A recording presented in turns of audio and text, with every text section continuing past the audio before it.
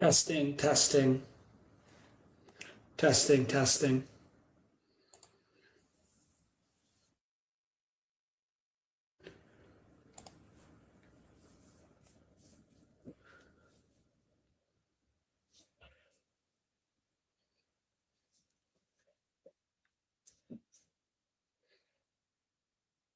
All right. Hello, and welcome to this live broadcast on how to generate leads in your business, really how to grow your business, whether it's a local business, a consulting business, real estate, a home service business. Lead generation is pretty standard and replicable across different industries. So I'm going to go over really the four only ways that you can grow a business. There's really only four ways to do it. And I'm going to be going over each one of them, breaking them down, and then really the only four ways to generate leads in any business. And so, first off, a little bit about me, what qualifies me to talk about this. So, I'm Dan Clapp, CEO of Voda Cleaning and Restoration. We're a franchisor in about 32 states around the country, in about 270 markets, and we've grown really quickly. But my whole business background has been in lead generation. I had a lead generation company in the franchise space from 2020, from 2016 to 2022. That company got acquired by private equity, and then it took some of that capital to put it towards what we're doing here with Voda. But really, everything I've done in my career centers around lead generation. How do you make the phone ring with people ready, willing, and able to utilize your services, right? How do you get people that need your services and are willing and able to pay you money to use them, right? A lot of friends, they'll come to me with ideas for businesses, and I'll always ask right away, like, how are you going to get customers? And they haven't figured that part out. Like, if you haven't figured that out, you don't have a business, right? If you don't have customers, then you don't really have a business. And, it's interesting in our business at Voda, one of the things I always try to remind our franchise owners of is our business is simple. It's not easy, but it's simple. If you really extrapolate down what you do in a business in home services, it's like, you get leads, you call the leads, you sell the job, you provide an exceptional service, ask for a 5-star review, ask for a referral, repeat, right? Do it again and have more money come in the bank account than out every month. And do that again and again and again. Leads, sell, deliver exceptional service, ask for a review, ask for a referral, repeat. Again and again and again and again. As a franchisor, it's the same thing.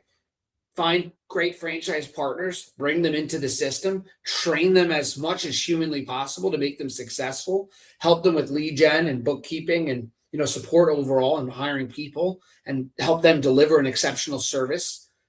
Ask for reviews, ask for referrals, do it again and again. Get more franchise owners, repeat training them the same way I just said, get more franchise owners, get national accounts, repeat that. Everything in business is about repetition. You think about fitness, it's about repetition. It's about a certain way of eating, a certain way of working out. If you do that consistently over a long period of time, you get results. Well, it's the same thing in business. So let's get into how this works. So in lead generation, really in any business, the only four ways to grow your business. Every business, no matter what, whether you're selling, stones during the Stone Age, you were in the marketplace, doing things 1,000 years ago, or you're the business that's coming out in the marketplace next in 20 years in the future. And today, all business is the same. There's four ways to grow your business. Number one, get more customers. Whether that means with the leads you're currently getting, you convert more of them and you increase your conversion rate and relating to more leads, or more jobs, or you just get more customers into your funnel, more leads into your funnel, then translate that into customers. The only second way to grow your business is to get more money from each customer that you're already working with. The third way is to sell additional services to the customer base you're already working with, right? And getting a new customer is 5 to 7 times harder and more expensive than it is to get a customer they already have. Most people want to buy more things from a company they already bought from, right? And so another way to grow your business is to cross-sell. The first way is to get more customers. The second way is to get more money from each customer, meaning increasing your average ticket or upselling. And then the third way is to get the same customers buying different products or services from your company, which is called cross-selling. And then the fourth way to grow your business is to cut costs, right? To contain costs, to make sure you're as profitable as possible. But in most businesses, that's only going to take you so far. You can't, save your way to wealth in theory. You have to have revenue coming in. And then, of course, cutting costs helps make money. There's only so much that you can do when it comes to cost cutting, right? And so it's important to understand that really the top three ways to grow your business, not to overly simplify this, but it's get more customers, increase your conversion rate with the lead gen, systems you're doing, get more leads into the funnel, get more customers into your sales process, and then ultimately customers. Number two, sell a high average ticket, to those customers. Three, sell other services to those customers. And so when you break that down, it makes business a little bit easier. Now, of course, you have to deliver an exceptional service, hire great people, have great culture, all these other things that come into a business. But when you focus on the sales and marketing end of a business, this is the core of how you grow your business. So let's break that down. The only 4 ways to generate leads is the same for every business. Number one, one-to-one warm outreach. So what is one-to-one warm outreach? That's I go to a networking group, BNI. I go to a chamber of commerce. I go somewhere, a franchise conference, and someone knows me and buys the service after, meeting me. Or I meet someone at an event, one-to-one warm, and they tell a friend of theirs about me and my service. That's one-to-one. That's referrals, right? That's your BNI. That's your networking groups, your LaTip. If you're in home services, it's the Touch a Truck event that you go to, things like this. The second way to generate leads is one-to-many warm outreach, which is a Facebook a Facebook post or Instagram post or LinkedIn post where you're posting about yourself and your services to people that know you or people that know you, right? So it's like I go on Facebook, I post that I'm a real estate agent. My friend sees it and tells their friend, and they call me and they say, "Hey, I saw your post," or John referred me to you off your post, right? That's one-to-many warm outreach, and you should absolutely be doing that. Post to Facebook, LinkedIn, Instagram. It's only gonna take you so far, though. The third way to generate leads is one-to-one cold outreach. Okay, what would that be? That's where it starts to be more scalable. That's direct mail, cold calling, cold emailing, cold LinkedIn messaging. It's one-to-one, but it's cold, right? So it's sending a LinkedIn message or a cold email. When I say cold, meaning you're sending an email to someone that you don't know, right? Or that hasn't been referred to you. So whether that's direct mail, email, LinkedIn messages, phone calls, it's reaching out at scale, cold, but to many people, or to one person, one-to-one. And then finally, there's one-to-many cold outreach. This is where you're advertising your services to many people, but they don't know you necessarily. It's a cold audience, but you're advertising to many. This is your Facebook ads, your Google ads, your local service ads, pay-per-click, anything where you're advertising, you're spending dollars to get to a wider audience. Now, this is the most scalable way to grow your business, but also the most cost prohibitive, right? It's going to cost you the most money. The other ones are a little bit easier to do. You could probably do them for free. Most of them. And so one-to-many cold outreach is all about understanding that, first of all, when you run an ad and when I run an ad, we have completely different results based on it's a science. It's not just an art, right? Like just go run ads, right? When you run ads, it's all about, is your offer correct? Is the audience that you're advertising to correct? Did you identify your ideal buyer avatar that you're now advertising to? Do you understand what that ideal audience looks for in an offer, and what kind of like bait or what kind of call to action you're putting in the offer that's going to attract that specific audience, right? When you think about that, it's a lot like fishing, right? If I think about going fishing, I need to figure out where am I going to catch the fish? What time of day are the fish out there? Which body of water am I going to go to? Are they in salt water? Are they in the pond? Are they in a lake? Are they in pool, pond, lake, ocean, right? Then I'm going to figure out, what type of bait this type of fish, goes after, that eats, right? I'm going to pick the bait based on the fish that I'm going to try to find. So I'm going to pick the pond or the body of water where I know this fish hangs out and swims around. I'm going to pick the time that they're there. I'm going to pick the bait that they, bite on, right? This is how you go fishing. It's the same thing with advertising. All right, so if I know my ideal buyer is in their mid-30s, they're male, they live in metropolitan areas, they, went to this type of college, they play this type of sport, okay, well, where are those people spending time? And if I identify that's on LinkedIn, okay, now I know the body of water that I'm going to go fishing in, and now I'm going to figure out what's the offer or the bait or some call it a lead magnet, that's going to get that particular buyer avatar to want to, learn about my services, right?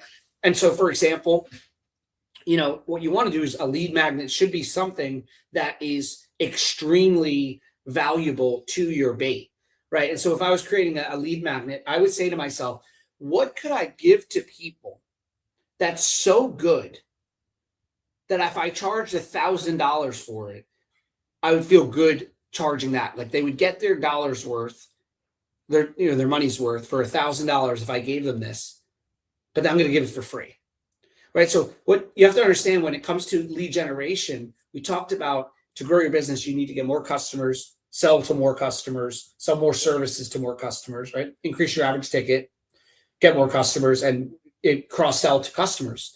Well, one of the ways that you do this out of those 4 ways of generating leads, which is one-to-one warm outreach, one-to-many warm outreach, right? One-to-one cold outreach and one-to-many cold outreach, is you have to build authority. And you do that through content, or you do that through creating something that you can give to people of value. And so if I was running ads on Facebook about whatever service I was providing, the first thing I would do is say, what could I give these people that's so good that they would want, that's so good that if I charged $1,000 for it, they would feel like they got 10 times their money's worth, but then give it away for free? What's something so valuable that I could give away for free that when people engage with it, they know how, if that's that good, imagine what they would get if they got something that they paid for, right? So I'll give you an example. I give a lot of content out online for free. My podcast, books, LinkedIn posts, interviews, live streams, conferences, regional events, and I invite people and I give away so much. People say to me, Dan, aren't they competitors of yours? And what I know is, number one, the more I give, the more I gain. Number two, knowledge is half the battle, right? Or it's 10% of the battle. Really, execution is key. And most importantly, what I know is people realize that if this is what I'm giving away for free, imagine what I give away when you pay, like when you're a customer of mine or of ours, right? And so it's understanding that when you're doing marketing, whether you're a plumber, a roofer, a painter, a gym, a consulting service, a real estate agent, I don't know what, it doesn't matter. The more that you can give people of tremendous value for free, the more that you will start to become an authority figure in their life, in their world. And they're going to go to you as that trusted advisor, as that trusted confidant. I saw something this morning. When you're starting out in your career, people pay you for what you do. As you get further along, people pay you for what you know. And as you get really far along, they pay you for who you are. And the reality is, the more that you can broadcast how much you know and how much you can give for free in your lead magnets, the more that people are going to start to naturally trust you and want to give you money. And so if I was doing any advertising for any business, the first thing I would write down is I would break down in my, on a piece of paper or a Post-it note, I would keep it at my desk. Number one way to grow a business, get more customers. Number two, sell at a higher average ticket to those customers. Number three, sell more services to those customers. And then I would think about every day, how am I going to generate leads in the 4 ways? One-to-one warm outreach. What networking events am I going to attend today? Or ideally, can I attend some networking events today and a teammate or two attend some events? Can we triple dip today by scaling the team of people that are going out there and increasing awareness about the business? Number two, I would think about one-to-many outreach. Today, what am I going to do on Facebook and Instagram and LinkedIn to improve my audience's knowledge of me? So like, how am I going to create a relationship with my audience, right? So that's not just work content, it's personal content. It's showing consistency. Maybe you're on a fitness journey and you're working out consistently. Share that. Like, the more that you can share this consistency with your audience, it's just like selling one-to-one in real life. Like, if I see somebody post on Instagram that they golf, maybe I didn't know they golf. I love to golf. I see that. It subconsciously, it builds a relationship. Share the things that are valuable to you, that you care about. And over time, your audience, the people that are drawn to you, that are similar to you, they will start to see those things, and that'll get uncovered. And so every day I'd think about, okay, I got to get more customers. I got to increase my average ticket per customer. I got to increase my average, how many things I can sell to each customer. I said number 4 is, of course, saving your costs. But when we think about those 3, then I would go back to thinking about the 4 ways to generate leads. How am I going to build my one-to-one warm outreach. What events am I hitting today, and what events is my team going to hit today? Number two, how am I going to do my one-to-one cold outreach? Or excuse me. Number two is, how am I going to do my one-to-many warm outreach? Am I going to post on Facebook today, LinkedIn, Instagram? What's my plan there? And by the way, the better off you are is if you start to, batch this out and plan it. Number three, I'm going to think about, how am I going to do my one-to-one cold outreach, right? So what am I doing today? Am I sending a certain amount of emails, certain amount of cold calls, certain amount of LinkedIn messages, certain amount of direct mail campaigns? And I'm going to do that. Ideally, over time, you start to automate it through tools, which I could show at a different time. But I'm going to do that at a set time. Okay, so from 10 to 11, I'm going to do X, Y, Z with cold outreach. And then I'm going to run ads for one-to-many cold outreach. I'm going to run Facebook ads, Google ads, LinkedIn ads, whatever the ones that your audience hangs out on. But I'm going to figure out what are the offers that are working in these ads, and I'm going to A/B test. So, for example, if I was trying to, get cleaning customers for my cleaning company, what I would do is I would run one ad to an audience on, Facebook, another ad to an audience on Google, and I would test different offers. And so, for example, maybe one offer would be like, something fun, like carpet's so clean, even your mother-in-law will be impressed, or it's free, right? Something like that, because we're in the carpet cleaning business. And then I run a second ad in that other audience with a different offer, right? Like 2 rooms free, special. I don't know. Like I'm running 2 rooms, clean 2 rooms of your house for free, and then a better offer than that. But I would run the 2 different offers on the 2 different platforms, and I would test both, and I would track which one is converting. And forget about cost per impression. That doesn't matter. What is it costing to get someone to fill out a form and call your company in an interest for your service? What does that cost? Your cost per lead.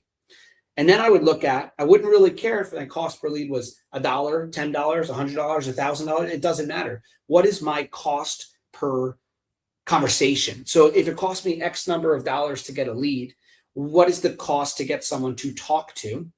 And then from there, after I identify what the cost to talk to someone is, what's the cost of someone being, interested in and converting, right? So what's my customer acquisition cost, or my CAC, customer acquisition cost?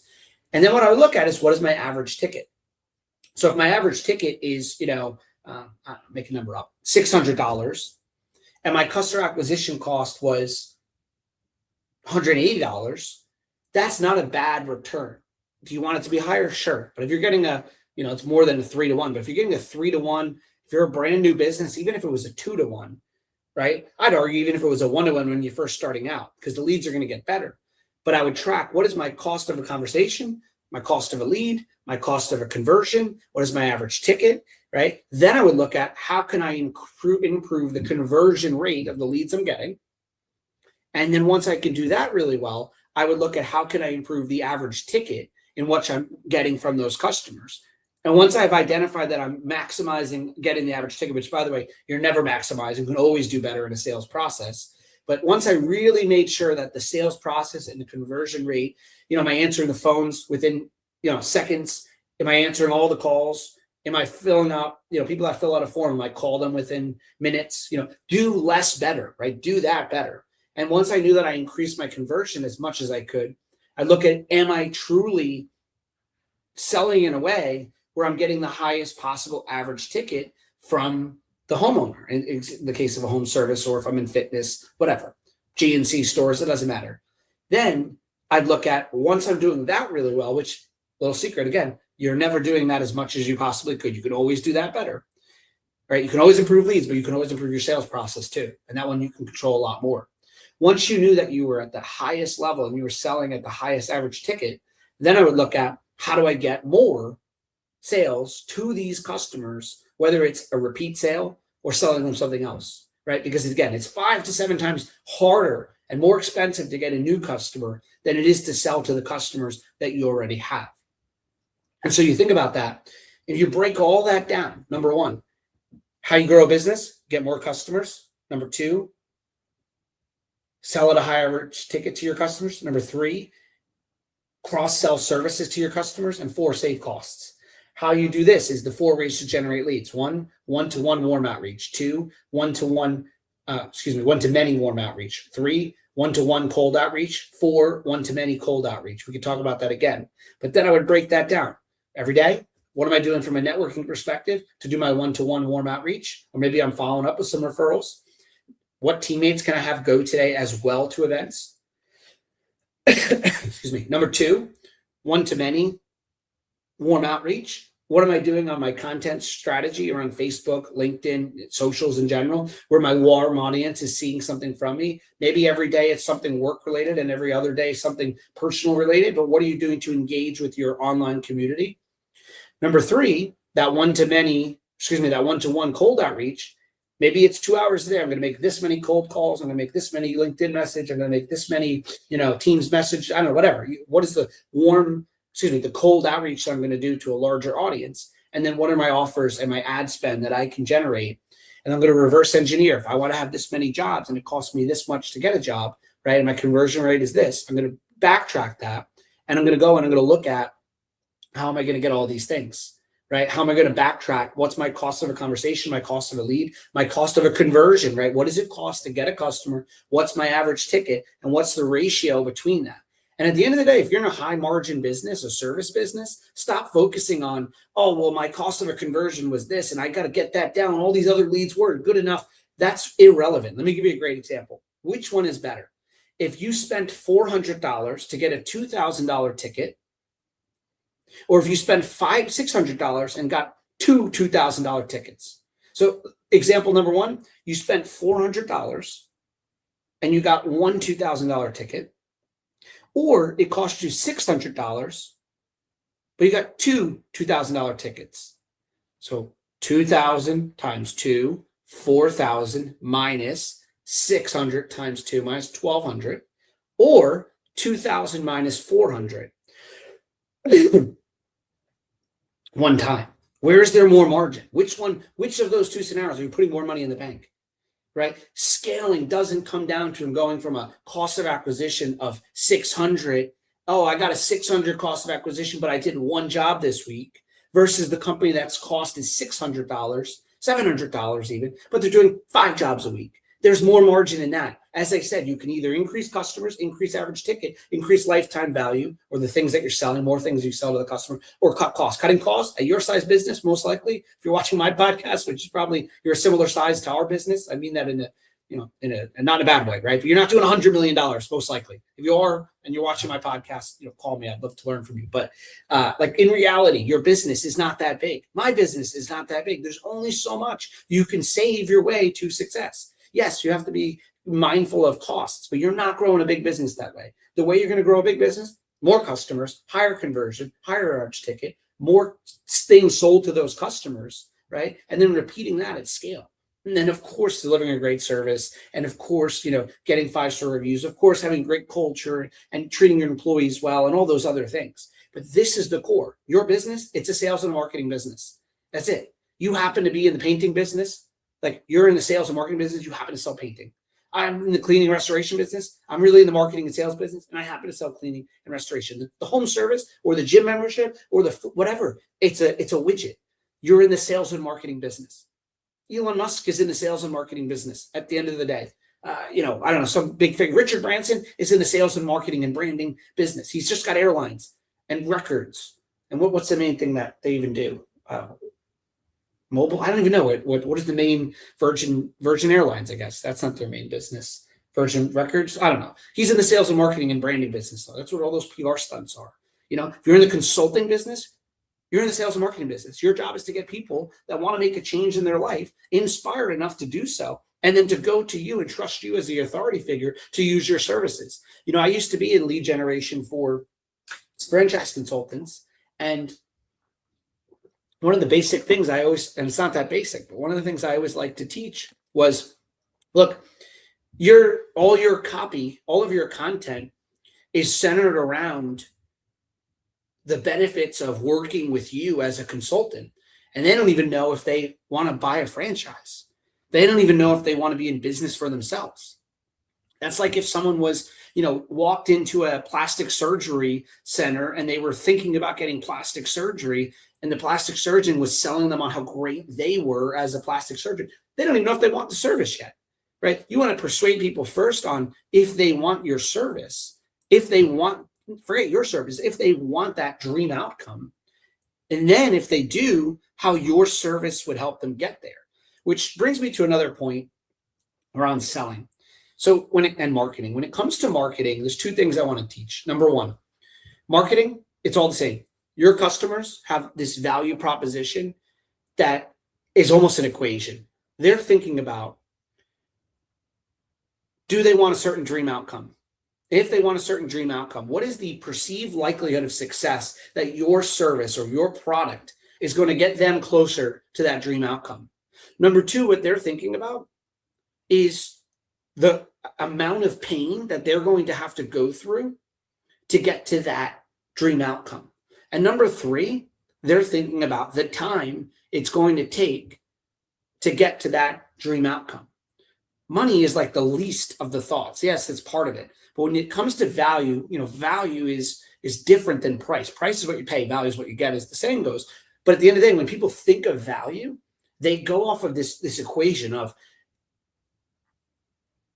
what's the, like, do I want that outcome, right? That's number one. But then if so, what's the likelihood that my perceived likelihood of that this company or this service or this person is going to get me to my dream outcome?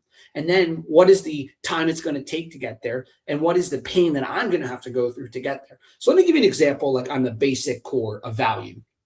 If I said to you, I have a way to get you 10 pounds lighter in the next 10 weeks. It's only a few $1,000s. It's guaranteed in 10 weeks, as long as you do the work, which is you're going to come to these sessions every single day. You're going to eat these foods. You're going to follow this nutrition plan. And as long as you do all the things that I say in those 10 weeks, you're going to lose 10 pounds guaranteed, right? That's pretty valuable. Now, when you think about that, what is the problem? Well, the goal, you want the goal, yes. The price, fine. The dream outcome you have, the perceived likelihood of success, it's high, right? Because it's guaranteed, right? The time frame, 10 weeks, that's not that long. What makes it not valuable? What makes it not valuable is the pain that the customer has to go through, right? They have to go and do all the work. Now, I'll give you another example. Let's imagine that there was a way, I guess it's Ozempic now, but let's use it as an example. There was a way where you could take a pill, guaranteed you lose weight in this period of time, 10 weeks, whatever, right? And it was this dollar amount, but it had caused no pain. It was guaranteed, and you would look this way. That would be a billion-dollar drug. I guess, again, Ozempic's probably an example now. That was, when I use this example. The point is, it's the same solution, right? It's the same outcome. You want to be in shape in 10 weeks for this price, but no pain, right? You don't have to go do all the workouts. That's more valuable, right? The more that the customer sees a higher likelihood of success, right? More of a guarantee in a shorter time frame, and the least amount of pain for them to have to go through, the higher the value. The more pain, lower the value. Longer time it takes, lower the value, right? Lower likelihood of success, lower the value. High likelihood of success, high likelihood of a short time frame, and low pain threshold, higher value. And so where you're running ads, it's all about understanding this human psychology, that people want something in the least amount of time with the highest likelihood of success and the lowest amount of pain. Let's use a golf club ad, for example. If I was running a golf club ad, and let's say, obviously, don't want to lie to customers. Let's pretend in this hypothetical situation, the golf club, helped increase your drive by, 50 yards. And I was running an ad, right? How I would run the ad is, one, I would target people that golf, right? My ideal buyer avatar. Two, I'd identify where do those people spend time. Let's pretend it's Facebook. So I would run Facebook ads to people who golf or people who like certain things that are similar to people who golf. And I'd run an ad that was like, purchase this golf club. Your drive will go up 50 yards. It'll be your friends will ask how, and it'll be our little secret. So what is that ad? It'll be our little secret. So what is that ad? That is basically saying that when you buy this golf club, you're going to get the dream outcome of your, swing your ball going 50 yards further. Your friends are going to be jealous. Like, we all want significance, right? Like, your friends are going to go, whoa, what is it that you're doing? And the ad says it'll be our little secret. It was this golf club that like made that happen in this magical, scenario, not the practice, not the athleticism. Let's just pretend it's the golf club. But what that ad is doing is it's increasing the likelihood of success in the ad. It is saying it's not going to take any pain other than buying the thing. And the speed is as soon as you go out there and golf in this particular scenario. Now, if they add in that ad a money back guarantee, something like, purchase this golf club, your drive will go 50 yards further, your friends will be jealous, they will ask you how, it'll be our little secret, or it's free, or something like that.